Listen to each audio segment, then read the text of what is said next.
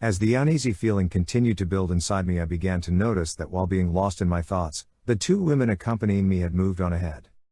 We began climbing the hill that was at about the halfway point. I felt as if I should be leading the way on the return home, so I started to pick up my pace to work my way ahead of them.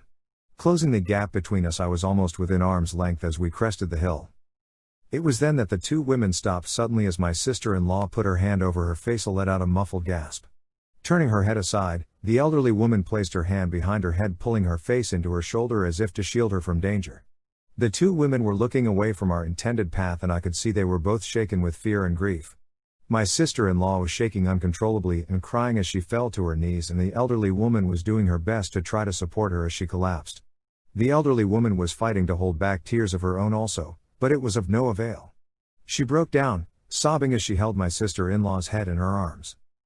Not thinking clearly, I rushed past the both of them to see for myself what the situation was that caused them to react that way. But nothing in my life could have prepared me for the things I was about to see and feel.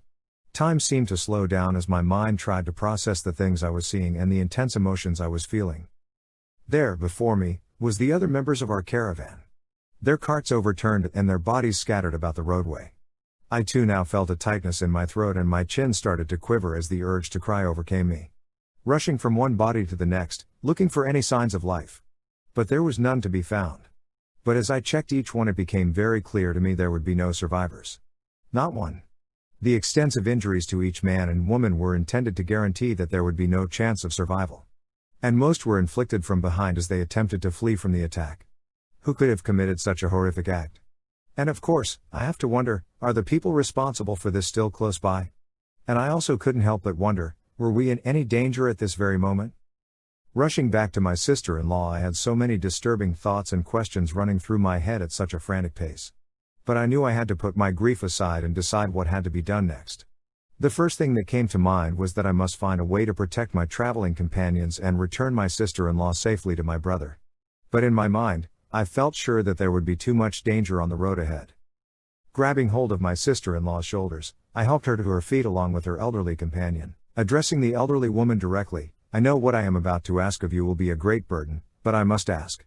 Could you please return my sister-in-law back to the palace and advise the guards of what has taken place here? She nodded in agreement, but my sister-in-law protested, stating, "No, I must return to my husband." She now looking in the direction of our home, a new wave of tears fell from the curve of her face as she pointed towards our intended course back home.